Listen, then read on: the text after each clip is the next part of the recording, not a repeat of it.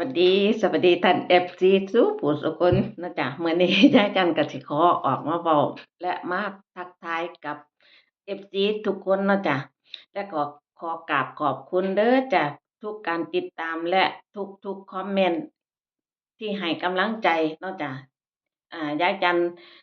สิเว้าให้ฟังว่ามาอยู่ในต่างถิ่นต่างแดนหรือว่าหาสามีฝรั่งน่ะจ๊ะอ่าสามีฝรั่งน่ะ เขาบ่ได้จำเป็นที่ว่าเราเป็นบาดเป็นแผล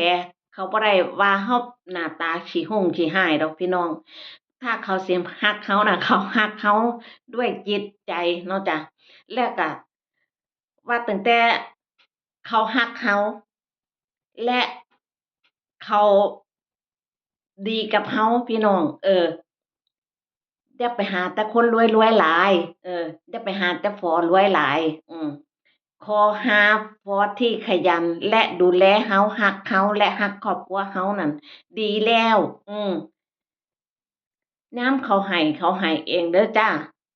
มีฝอแล้วไม่ใช่ว่าจะขอเงินเขาเนาะจ้ะบ่แม่นว่ามีผัวฝอแล้วสิมาแบมือแต่ขอเงินเขาเนาะพี่น้องอันนี้ยายจันทร์ออกมาเว้ามีหลายๆคนเนาะจ้ะที่คาดหวังว่า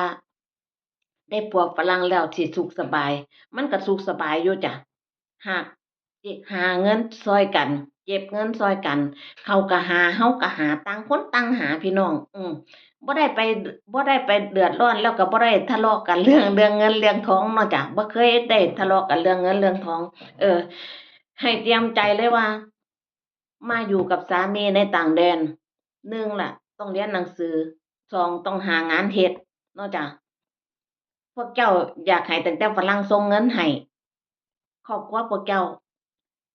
แลกกันไปหลายแล้วเนาะจ้ะแลกกันไปหลายแล้วที่ข้อยเห็นเนาะจ้ะอันนี้ข้อยบ่ได้มาเว้าพื้นอันนี้ข้อยเว้าความจริงให้ฟังเนาะจ้ะว่าฝรั่งรวย20-30ล้าน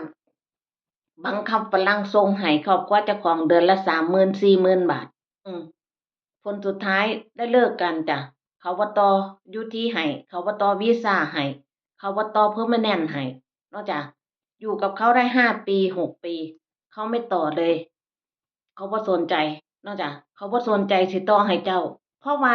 เจ้าไม่เคยทำอะไรเลยมีแต่ขอเขากินเนาะจ้ะขอเงินเขาแต่ละเดือนเนาะจ้ะเงินมันก็หมดเนาะจ้ะเงินมันก็หมดเพราะว่าบางคนก็ได้ผู้เฒ่าสิ้นเกษียณแล้วเนาะจ้ะมาอยู่นำเขาเนาะจ้ะเงินเขาก็กินแค่เงินพังคูณเนาะจ้ะเงินพังคูณเขาก็ลดลงทุกปีเนาะจ้ะเจ้าสิให้เขาส่งให้ทุกเดือนเดือนละ30,000-40,000ส่งให้ทางบ้านเจ้ามันเป็นไปบ่ได้พังกันมาหลายหลายแล้วเด้อจ้ะมิฉะนั้นอย่าหาแต่คนรวยขอให้หาฝรั่งคนที่ดีและรักเราจริงใจเวลาเขาให้เองจ้ะแล้วเขาบ่ได้บุลลีที่หน้าตาเราเด้อยายจันทร์ก็ผู้ให้จังซี่ล่ะจ้ะแต่ว่ายายจันทร์ได้ความรักความเมตตาจากชายแฟนจากสามีจากสามีจากครอบครัวสามีหมดทุกคนจ้ะอันนี้ยายจันทร์เว้าเรื่องจริงเนาะจ้ะยายจันทร์ไม่โกหกแล้วก็บ่พูดบ่บ่บ่หวังเงินเขาทุกคนเว้ากันตกลงเข้าใจกันแล้วต่างคนต่างมาหาร่วมกันเขาก็วางแผนให้เราชีวิตเราเมื่อไปอยู่เมืองไทย2คนตายายสิ้นเกษียณแล้วไปอยู่เมืองไทยต้องมีเงินแบบนั้นแบบนี้ต้องวางเงินไว้คลิปหน้ายายจันทร์สิเว้าให้ฟังเด้อจ้ะ